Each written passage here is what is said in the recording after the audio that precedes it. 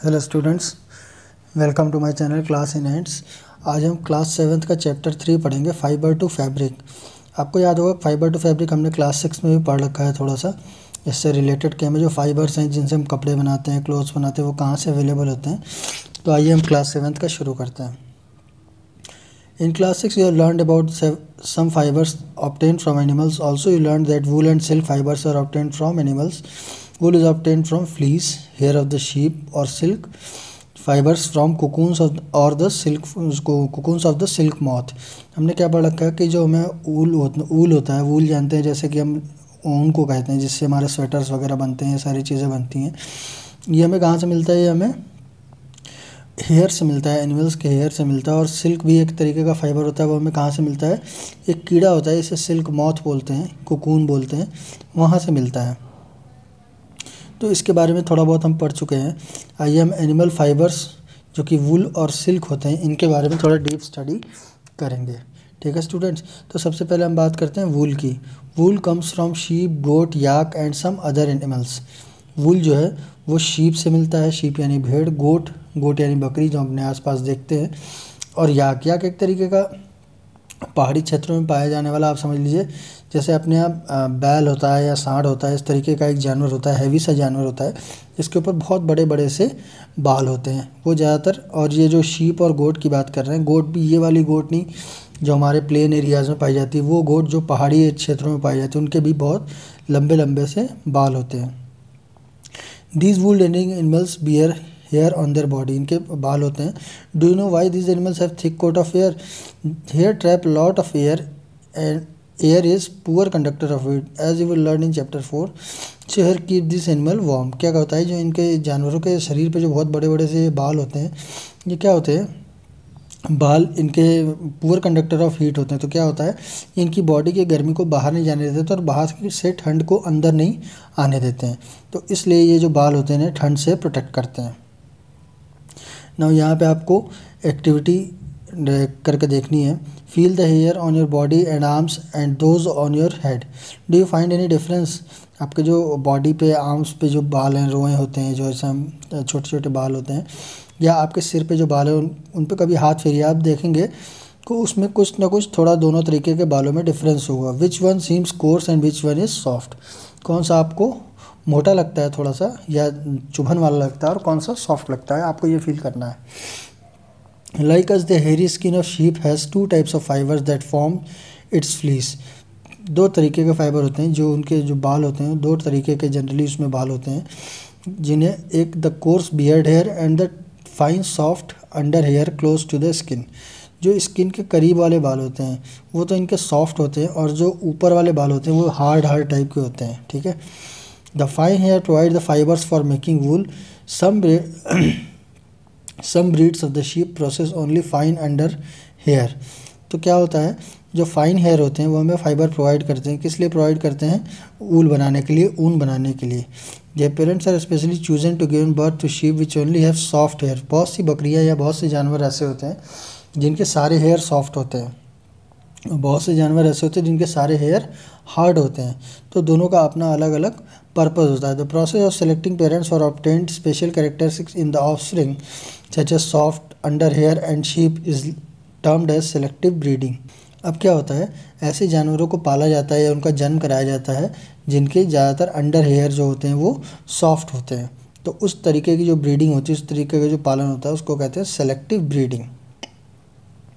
Next is, यहाँ पे आप देख रहे हैं भेड़ है, sheep with thick growth of hair. इसके पूरे अच्छे से बाल आ चुके हैं। ये स्टेज होती है जब हम जानवर में से बाल को धीरे धीरे से उतारते हैं। ठीक है। एनिमल्स दैट यील्ड वूल। अब आइए हम उन एनिमल्स की बात करते हैं जो कि वूल पैदा करने में हमारी मदद करते हैं। Several breeds of sheep are found in different parts of the country. एक टेबल अभी हम दिखाएंगे, उसमें अलग अलग प्रजातियों की पाई जाती हैं, जो अलग अलग क्षेत्रों में अलग अलग प्रजाति की पाई जाती हैं, जिनमें अलग अलग टाइप के बाल।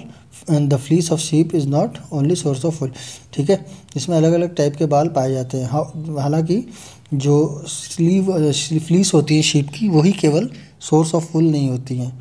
दो wool commonly available in market is sheep wool, yak wool और Tibet and is common in Tibet and Ladakh. Angora wool is obtained from Angora goats found in hilly region such as Jammu and Kashmir.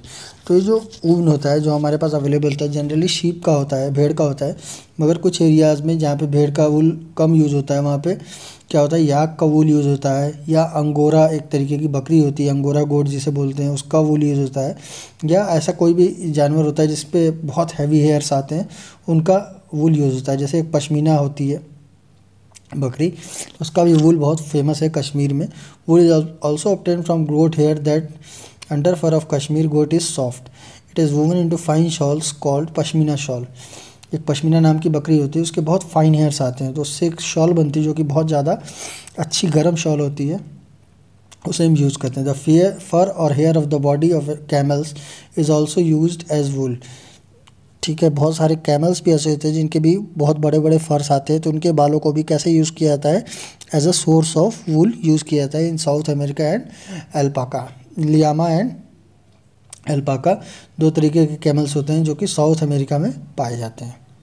ठीक है students, अब ये क्या है, ये देखिए अलग अलग चीज़ दिखा रही है। इस तरीके का एक याक होता है हमारा जो पहाड़ी एरियाज़ में पाया जाता है, ये लामा बकरी है, ये अल्पाका बकरी है। ठीक है, बकरी जैसे हैं ये दिखते हैं, ये कैमल जैसा है, ये कैमल है, ये लामा भी एक कैमल जैसा ही होता है, उसी तरीके का ऊंचा सा एक जानवर होता है। एक अंगोरा गोट होती है, ये पाई जाती है कुछ हिली एरियाज़ में, ये नॉर्मल गोट है। जो भी आप देखोगे कभी पहाड़ों पे जो भी जानवर होंगे नेचुरली वो ऐसा अडॉप्ट कर लेते हैं कि उनके बाल जो है वो काफ़ी बड़े बड़े से हो जाते हैं। अब यहाँ पे एक एक्टिविटी 3.2, इसमें हमें क्या करना है, collect picture of animal whose hair is used as wool, stick them in your scrapbook. If you are unable to get pictures, try and draw them from one given in this book. ठीक है, आपको क्या करना है, ऐसे animals की pictures को cut करना है कहीं से, या आप ड्रॉ भी कर सकते हैं उनकी इमेज और अपने स्क्रैप बुक में चिपकाना है, उनका नाम लिख कर, और वो कहाँ पाए जाते हैं ये सारी चीज़ें आपको करनी है, किस कंट्री में पाए जाते हैं, और आप लोकल भाषा में गोट को क्या कहते हैं या ऊँट को क्या कहते हैं, आपकी जिस भी एरिया में आप रहते हो वहाँ पे। ठीक है, तो ये एक्टिविटी बेटा आपको एक करनी है। Next activity 3.3, procure outline maps of India and the world, find out and mark the places on the map where you find animals that provide wool, use different colours to denote location for different wools wool yielding animal. आपको क्या करना है, एक map लेना है world का और India का, उसमें आपको अलग अलग जगह पे मार्क करना है अलग अलग डिफरेंट कलर से कि किस एरिया में ऐसे कौन से जानवर पाए जाते हैं जिनका इस्तेमाल होता है वूल बनाने में, ऊन बनाने में इस्तेमाल होता है। ठीक है students, moving on to next, from fibres to wool. अब ये जो फाइबर है, ठीक है, इससे वूल कैसे बनता है ये हम देखेंगे। यहाँ पे देखो बेटा एक टेबल यहाँ पे दे रखी है, some Indian breeds of sheep, कुछ भेड़ों की प्रजाति दे रखी है और उससे बता रहे हैं किस एरिया में वो पाई जाती है और कैसा वूल उससे निकलता है।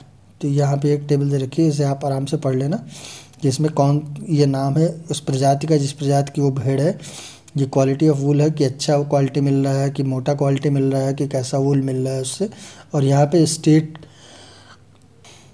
स्टेट का नाम लिखा है जहाँ की कहीं वो पाई जाती है। अब आइए हम देखते हैं कि फाइबर से वूल बनता कैसे है। For obtaining wool sheeps are reared, their hair is cut and the processed into wool. क्या करते हैं, शीप भेड़ों को पाला जाता है और उसके बाद क्या किया जाता है, उनके बालों को काटा जाता है और फिर वूल में प्रोसेस किया जाता है।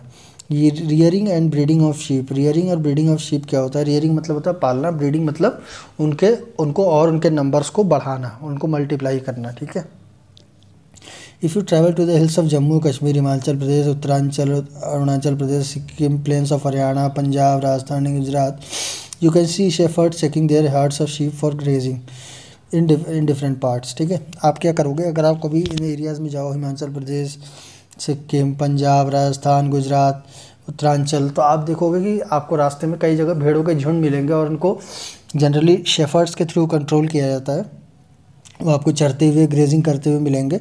ठीक है, तो जनरली ये जो भेड़ों का झुंड होता है ये हरी घास पे डिपेंड करता है, हरे पत्तों को खाता है, तो इसलिए हमें इन्हें फील्ड्स में ले जाना पड़ता है ग्रेजिंग कराने के लिए। और ठंड के मौसम के दौरान ये इंटरनल ही अपने घर में रहते हैं, इनका घर बनाया जाता है एक बाड़े टाइप का, उस बाड़े में रहते हैं और उनको वहाँ पे ड्राई लीव्स वगैरह प्रोवाइड कराई जाती है जिससे इनके ठंड से बचाया जा सके। इन्हें इंडोर्स ही रखा जाता है विंटर्स के टाइम में। इनको ड्राई सूखा हुआ भूसा, सूखे हुए अनाज या कुछ पत्तियाँ ला के देते हैं खाने के लिए, कुछ दालें देते हैं खाने के लिए, जिससे इनकी फूड रिक्वायरमेंट्स पूरी हो सके। Sheeps are reared in many parts of our country, जैसा कि इस टेबल में बताया है, इसे आप पढ़ लेना। ठीक है। Certain breeds of sheeps have thick coat of hair on their body which yields good quality wool in large quantities. बहुत से ऐसी भेड़ें होती हैं जिनके बाल इतने मोटे और अच्छे आते हैं जिससे large quantity of wool obtain कर ली जाती है। प्रोसेसिंग फाइबर्स इनटू वूल। अब देखते हैं जो हमें फाइबर्स मिलते हैं, जो रेशे मिलते हैं, जो बाल मिलते हैं वहाँ जानवरों से, उनसे हम वूल कैसे बनाते हैं। The wool which is used for knitting sweaters और weaving shawl is the finish product of the long process which involves the following step. जो ऊल है जिससे कि हम स्वेटर बुनते हैं या शॉल बनाते हैं, ठीक है, इनका एक बहुत लंबा प्रोसेस होता है, डायरेक्टली या इतनी आसानी से नहीं बन जाते हैं। इनके लिए पूरा एक लॉन्ग स्टेप्स हमें फॉलो करने पड़ते हैं। स्टेप 1 क्या है, एक स्टेप बाय स्टेप हम समझते चलेंगे कि कैसे जो वूल के गुच्छे हम गोल गोल से देखते हैं ना, बॉल्स या जो बड़े बड़े से लच्छे आते हैं मार्केट में मिलते हैं, आपने कभी देखा होगा घर में मम्मी स्वेटर बना रही हो, कुछ बना रही हो, तो उस समय वो वूल आते कहाँ से हैं। The fleece of the sheep along with the thin layer of skin is remove from its body, this process is called sharing. अब क्या होता है, जो फ्लीस होता है, जो बाल होता है उसका, भेड़ का, उसको क्या करते हैं, पतली सी स्किन के लेयर के साथ रिमूव कर लेते हैं उसके बॉडी से, और इसी प्रोसेस को क्या कहते हैं, हम शेयरिंग कहते हैं। Machine similar to those used by barbers are used to shave off hair, usually hair is remove during the hot weather. ठीक है, जैसे कि हम नाई के यहाँ बाल कटाने जाते हैं तो वो क्या करता है, ये ट्रिमर जैसी मशीन ले लेता है, उससे पकड़ पकड़ के हमारे बाल सारे रिमूव कर देगा अगर हम उससे कहेंगे तो, शेविंग कराने के लिए कहेंगे तो। ठीक है, उसी तरीके से इनकी भी एक मशीन्स होती है जो इनको रिमूव कर देती है। गर्मी के मौसम में उनके बालों को उस मशीन के थ्रू रिमूव कर दिया जाता है। Woollen fibres are then process to obtain woollen yarn. अब इन जो फाइबर्स निकलते हैं इनको प्रोसेस किया जाता है जिससे कि वुलन धागे बनाए जा सके। यार्न का मतलब मैंने बताया था क्लास 6 में चैप्टर में आपको, फाइबर टू फैब्रिक वाले में, कि यार्न किसे बोलते हैं, पतले पतले जो धागे होते हैं उन्हीं को यार्न बोलते हैं। Shearing does not hurt the sheep as it does not hurt when we get a hair cut और our father shaves in beard. तो शेयरिंग जो प्रोसेस है उससे जो भेड़ होती है या बकरी होती है उससे किसी तरीके की कोई तकलीफ़ नहीं होती। ये ठीक वैसा ही है जैसे हमारे एक्सेसिव बाल आ जाते हैं तो हम रिमूव कर देते हैं, दाढ़ी होती है या सर के बाल होते हैं जो एक्सेस होते हैं उसे हम रिमूव कर देते हैं। तो इनकी जो अपर मोस्ट लेयर को निकाला जाता है वो इसलिए निकाला जाता है कि इनकी जो अपर मोस्ट लेयर होती है वो जनरली डेड होती है, पूरी तरीके से डेड होती है। तो इसमें से क्या करते हैं, the hair of the sheep grown against just as our hair does. इनके भी बाल दोबारा वैसे ही जम जाते हैं जैसे कि हमारे बाल एक बार काटे जाएँ तो फिर से जम जाते हैं। Now step 2। स्टेप 2 क्या है बेटा, स्कोरिंग है। स्कोरिंग क्या होता है, the seared skin with the hair is thoroughly washed in tanks and remove grease, dust and dirt. This is called scoring. Nowadays scoring is done by machines. ठीक है, पहले क्या होता था, स्कोरिंग इस तरीके से टैंक्स में होती थी। जो बाल कटते थे इनको घंटों तक डुबा के और इसमें बहुत इसे घुमाते रहते थे, चलाते रहते थे, क्योंकि जो भी गंदगी या मिट्टी या जो भी चीज़ भेड़ जहाँ कहीं भी गुजरी हो, जहाँ कहीं भी बैठी हो, जो भी चीज़ उससे स्टिक हुई हो, चिपकी हुई हो, वो चीज़ वहाँ से रिमूव हो जाए। फिलहाल आजकल ये देखिए यहाँ पे शेयरिंग का प्रोसेस दिखा रहा है कि इसने गोट को ऐसे लिटा दिया है और धीरे धीरे करके एक मशीन से या किसी डिवाइस से उसका बाल रिमूव करता चला जा रहा है। उसके बाद यहाँ पे क्या कर रहे हैं, स्कोरिंग है। स्कोरिंग ये पुराने समय में ऐसे की जाती थी जब हमारे पास इतनी सारी मशीन्स नहीं थी। अब ये क्या कर रहे हैं, इस टैंक में डुबा के इसको सफाई कर रहे हैं। मगर आजकल जो स्कोरिंग है वो इस मेथड से की जाती है। एक मशीन होती है, उसके अंदर से उसको फ़िल्टर कर दिया जाता है, सारे बाल डाल दिए जाते हैं, उनको सबको स्ट्रेटन कर देता है वो, और उसमें जो भी गंदगी होती है उसको रिमूव कर देता है। ठीक है, स्टेप 3 में सॉर्टिंग करते हैं। After scouring sorting is done, the hair skin is sent to the factory where hair of different textures are separated and sorted.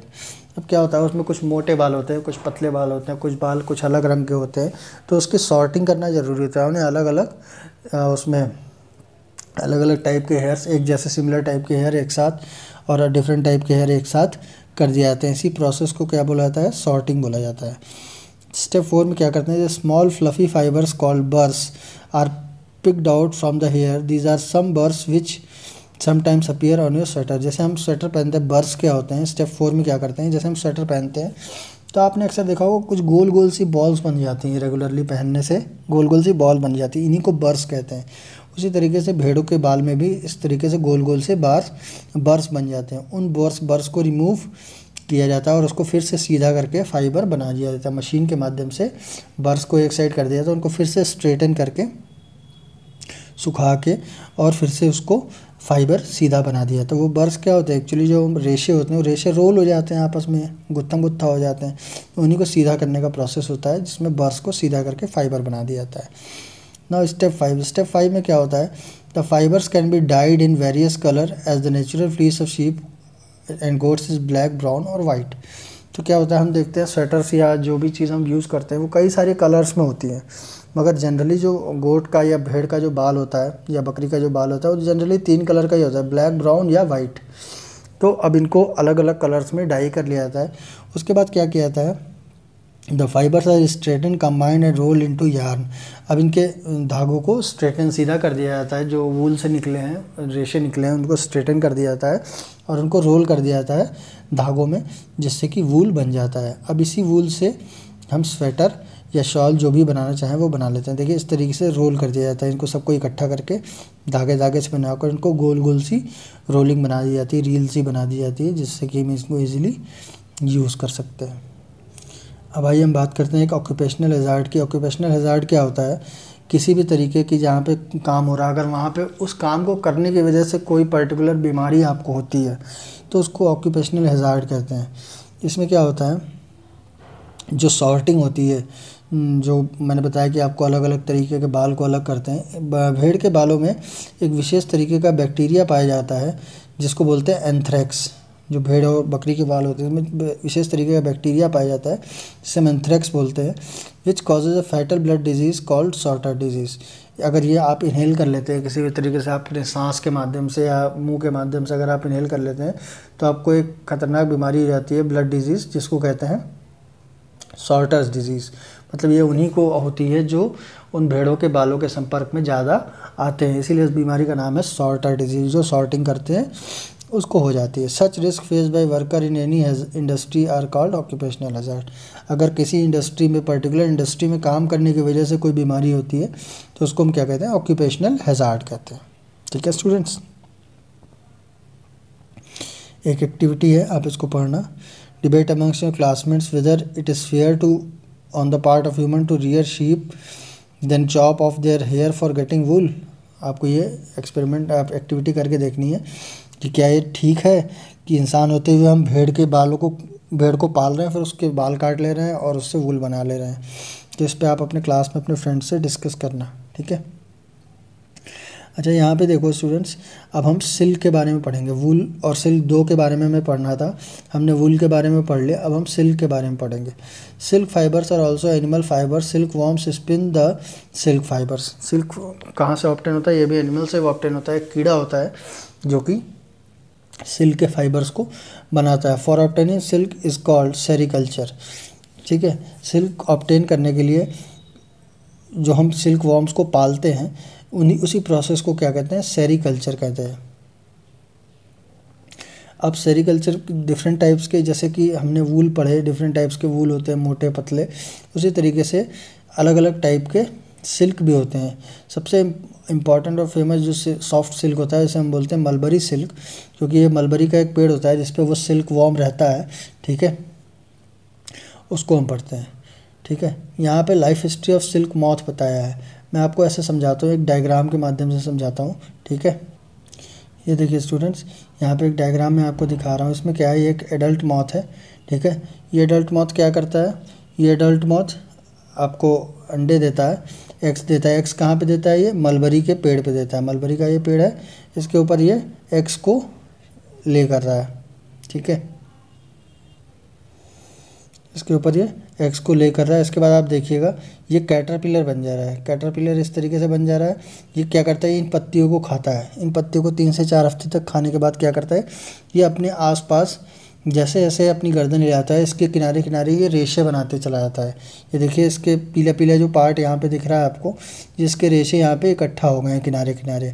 अब जब इस स्टेज में आ जाता है तो ये कोकून बन जाता है। ये पहले एग्स थे, एग्स हैच हुए तो ये क्या बन गए, कैटरपिलर बन गए। अब कैटरपिलर से ये कोकून बन जाता है। तो ये जो आप पीला पीला सा किनारे किनारे यहाँ पे देख रहे हैं, किनारे किनारे, ये क्या है, ये फाइबर्स इकट्ठा कर रखे हैं इसने, येलो कलर का सिल्क बना रखा है। ठीक है। उसके बाद इसकी इस स्टेज के बाद इसकी विंग्स आ जाती हैं और एक एडल्ट मॉथ इस तरीके से बन जाता है। ठीक है स्टूडेंट्स, और ये वाली स्टेज होती है जहाँ पे हम इससे सिल्क को, इसके ये फाइबर्स को सेपरेट कर लेते हैं। जैसे ये हवा के संपर्क में आता है ये ड्राई हो जाता है और हार्ड हो जाता है, फाइबर बन जाता है। ठीक है स्टूडेंट्स, तो यही सारी चीज़ आपको जो मैंने डायग्राम के माध्यम से समझाई, वही सारी चीज़ यहाँ पे आपको समझाई गई हैं। इसे आप एक बार स्टडी कर लेना। ठीक है, जैसे जैसे मैंने बताया कि यहाँ पे एग्स हैं, एग से ये इस तरीके से कीड़ा बन गया एक। अब इसने क्या किया, अपने कीड़ा बनने के बाद यहाँ पे मेल फीमेल का कॉम्बिनेशन हुआ, यहाँ एग्स आया, यहाँ कीड़ा बन गया, कीड़े के बाद ये कोकून बन गया। ठीक है, अब कोकून ने क्या किया, यहाँ पे अपने किनारे किनारे, यहाँ कोकून बना, कोकून ने यहाँ पे अपने किनारे किनारे फाइबर्स को कलेक्ट कर लिया। अब इसके बाद इस फाइबर्स को हम रिमूव कर देंगे और धीरे धीरे ये जो कोकून है ये फिर से अपनी या तो मेल बन जाएगा या तो फीमेल बन जाएगा, इस शेप में ले लेगा। ठीक है, अब होता क्या है, ये जो इसने अपने किनारे किनारे फाइबर बना रखे, पतले पतले लच्छे बना रखे हैं। आप नेट पे सर्च करना सिल्क कोकून के बारे में, आपको दिखेगा कि कैसे वो फाइबर बनाता है, जैसे मैंने अभी एक इमेज में दिखाया आपको। ठीक है, ये जनरली क्या होते हैं, जो फाइबर होते हैं जनरली प्रोटीन होते हैं, which hardens on exposure to air and become silk fibre, जो जैसे ही हवा के संपर्क में आते हैं हार्ड हो जाते हैं और सिल्क फाइबर बन जाते हैं। Soon the caterpillar completely covers itself by silk fibre, this covering is known as cocoon. तो कैटरपिलर क्या करता है, अपने को पूरी तरीके से ढक लेता है फाइबर में, और इसी कवरिंग को क्या कहते हैं, कोकून कहते हैं, जिसके किनारे किनारे वाला पीला वाला भाग था। The further development of the moth continues inside the cocoon, the silk fibres are use for weaving silk cloth.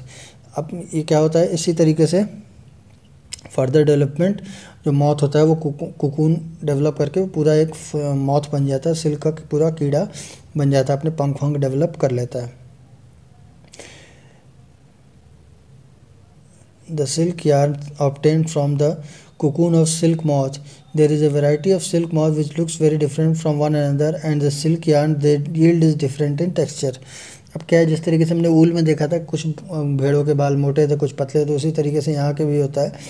कुछ के सिल्क कुछ के मोटे होते हैं, कुछ के मोटे मोटे रेशे बनाते हैं, कुछ पतले बनाते हैं, स्मूथ बनाते हैं, कुछ शाइनी कुछ चमकीले बनाते हैं। ठीक है, तो ये अलग अलग टाइप के कीड़े जो होते हैं, अलग अलग टाइप के मॉथ जो होते हैं, वो अलग अलग टाइप का सिल्क बनाते हैं। तो इसीलिए सिल्क को भी अलग अलग टाइप से बांट दिया गया है, टसार सिल्क, मूगा सिल्क, कोसा silk etcetera. But the most common silk used is the mulberry silk moth. जो सबसे इम्पॉर्टेंट सिल्क होता है जो यूज़ होता है वो मलबरी सिल्क यूज़ होता है। सेरिकल्चर और culture of silk worm is very old occupation in India and produces plenty of silk on commercial scale. जो सेरिकल्चर है बहुत पुराना हमारा इंडिया में यूज़ होता है सिल्क प्रोड्यूस करने के लिए, और हम बहुत अच्छे पैमाने पे सिल्क को डेवलप करते हैं। ठीक है स्टूडेंट्स, अब लास्ट में हम देखते हैं कि कैसे सिल्क वॉर्म्स को कैसे पाला जाता है। एक जो फीमेल सिल्क मोमोथ होती है वो क्या करती है, वो हंड्रेड्स ऑफ अंडे देती है एक बार में, और इन एग्स को हम क्या करते हैं, स्ट्रिप्स ऑफ क्लॉथ और पेपर पे स्टोर करके जो सिल्क वॉर्म के फार्मर्स होते हैं, जो रेशम का कीड़ा पालना चाहते हैं, उन फार्मर्स को बेच देते हैं। ये फार्मर क्या करते हैं, इन अंडों को उनके ऐसे कंडीशन में रखते हैं जिन कंडीशन में वो अंडों से लार्वा निकल सके। ठीक है, तो उनको एक पर्टिकुलर टेम्परेचर, वैसा ह्यूमिडिटी, वैसा एटमॉस्फेयर, हाइजेनिक साफ़ सुथरा एटमॉस्फेयर दिया जाता है। This is done when mulberry trees bear a fresh crop of leaves. The larvae called caterpillar silkworm eat day and night and increase the enormously, बहुत तेज़ी से बढ़ जाते हैं। अब क्या है, यहीं पे आप देखो, यहाँ पे एक कैटरपिलर, ये मलबरी का पेड़ है, इसके उस पर हमने अंडों को रख दिया। इनको एक ऐसा एटमॉस्फेयर देते हैं जिससे कि आसानी से ये ग्रो कर जाए। अब उसके बाद क्या करते हैं, ये मलबरी लीफ को खाने लगते हैं बहुत तेज़ी से, और इस तरीके से अपना कोकून बहुत सारा डेवलप कर लेते हैं, जिससे कि हम सिल्क को बाद में निकाल लेते हैं। ठीक है, the worms are kept in clean bamboo trays along with freshly chopped mulberry leaves. After 20 to 25 days the caterpillar stop eating and move to tiny chamber of bamboo in the tray to spin cocoons. अब क्या करते हैं, caterpillar क्या करते हैं, 25 से 30 दिन तक वो मलबरी लीव्स को खाते रहते हैं। उसके बाद धीरे धीरे वो वीविंग शुरू कर देते हैं और फिर कोकून्स को डेवलप कर देते हैं। The caterpillar silk worm spins the cocoon inside which develops the silk moth. ठीक है, जो कैटरपिलर होता है या सिल्कवॉर्म होता है वो कोकून को डेवलप कर देता है और बाद में सिल्क मॉथ में कन्वर्ट हो जाता है। Processing silk, the pile of cocoons is use for obtaining silk fibres. जो वो बहुत सारे कोकून्स जो इकट्ठा होते हैं उनको यूज़ करते हैं, किस लिए? सिल्क फाइबर बनाने के लिए। The cocoons are kept under the sun और बॉइल्ड और एक्सपोज टू स्टीम।